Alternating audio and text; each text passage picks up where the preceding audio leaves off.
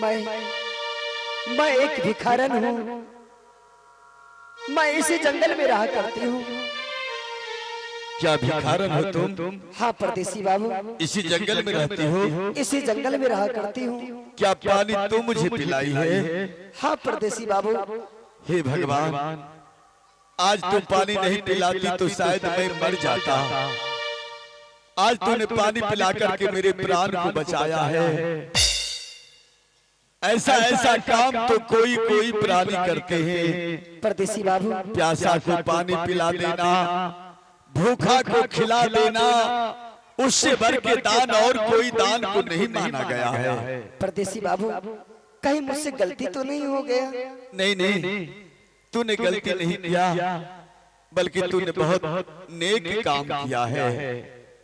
आज तूने मेरे ऊपर जो एहसान किया है, मैं वो एहसान कैसे भुलाऊंगा। लेकिन ये बता, क्या तुम इसी जंगल में रहती हो? हाँ परदेसी बाबू। ये कैसे हो सकता है? जंगल में तो जानवर रहा करते हैं, पशु पक्षी रहा करते हैं, लेकिन तुम एक नारी होकर के जंगल में रह रही हो। क्या तुम्हारे घर परिवार के कोई सदस्य क्या नहीं है? क्या कोई नहीं है? कोई नहीं, इसीलिए तो मैं जंगल में रह रही हूँ झोपड़ी बनाकर। ऐसा न कहो। जिसका कोई नहीं होता है उसका भगवान होता है। बस उसी के ऊपर मैं जीवित हूँ। वाकई में वो सबके भगवान हैं। हम में, तुम में, घर में, खम में, हर जगह वो व्यापित हैं। लेकिन परदेसी बाबू, बहुत मैं जंगल से बाहर नहीं जा पाऊंगा। अब तो आप होश में आ गए हैं। वो देखो कितनी जोर से आंधी तूफान आ रहा है। वो देखो, वो देखो। नहीं नहीं नहीं नहीं, हे भगवान, ये क्या? हे भगवान, ये क्या? ये क्या? ऐसा लगता है कहीं कुछ हो न जाए। ये जंगल में मुझे डर हो रहा है। हे भगवान, ये बादल की आवाज, ये बिजलियों की तरक मेरे दिल को डरा रही है। मुझे कहीं रहने का जगह चाहिए भिखारन। मैं जंगल से बाहर नहीं जा पाऊंगा। मुझे डर हो रहा है कहीं कुछ हो न जाए। देखिए परदेसी बाबू, छोटी सी झोपड़ी है और मैं अकेली एक नारी हूँ। उस झोपड़ी में आप कैसे आराम कर पाइएगा? तो मैं कहाँ जाऊंगा? मैं जंगल में कहाँ जाऊंगा? आंधी तूफान में मुझे डर हो रहा है। तो आप ऐसा कीजिए परदेसी बाबू, मैं झोपड़ी के बाहर सो जाती हूँ और आप झोपड़ी में आराम कर लीजिए। न जाने, ऐसा लगता है तुम्हारी आवाजों को सुन करके न जाने मेरा मन आकर्षित हो रहा है। हाँ भिखारन, हाँ। हेलो, चलो, मुझे रात भर के लिए रहना है। रात भर रहना है, सुबह अपने घर चले जाना है। हाँ भिखारन, हाँ। ठीक है परदेसी बाबू, अगर ऐसी आपकी इच्छा है तो आप रात भर झोपड़ी में आराम कर लीजिए। चलो भिखारन, अपनी झोपड़ी में चलो। आहे चला बात चला भिखारन।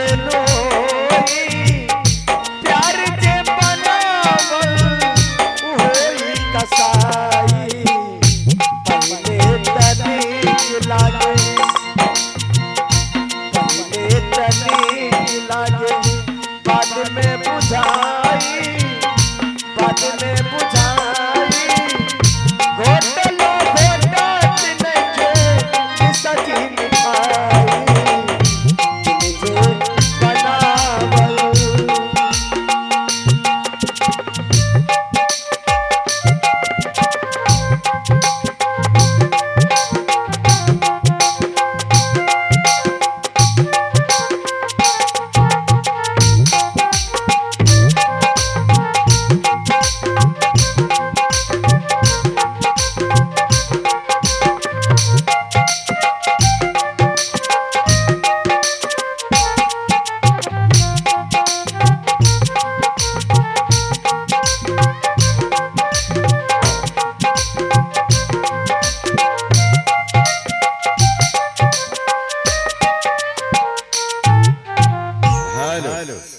रात भर मैंने झोपड़ी में आराम किया, सुबह हो गया है, मुझे अपना घर जाना चाहिए।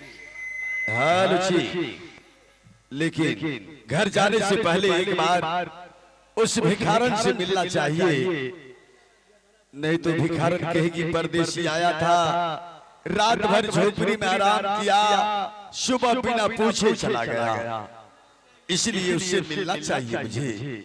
आओ भिखारन आओ मेरे पास, आओ भिखारन, सुबह हो गया है, मुझे घर जाने की इजाजत दो। हाँ भिखारन, अब सुबह हो गया है, मुझे घर जाना है। परदेसी बाबू, सुबह तो हो गया, अब आपको घर जाना भी जरूरत है, इसलिए परदेसी बाबू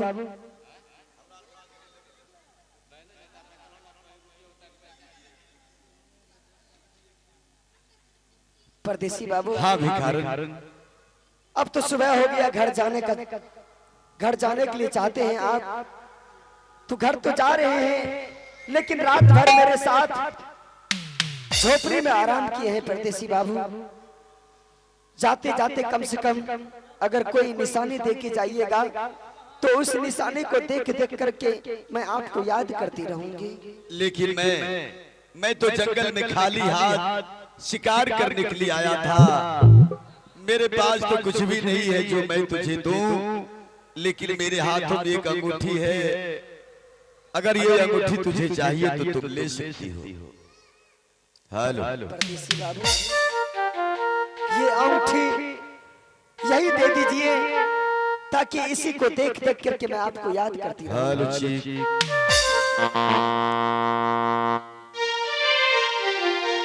प्यार हमारा अमर रहेगा, याद करेगा तुम मुमताज हो मेरे ख्वाबों की, मैं तेरा साया।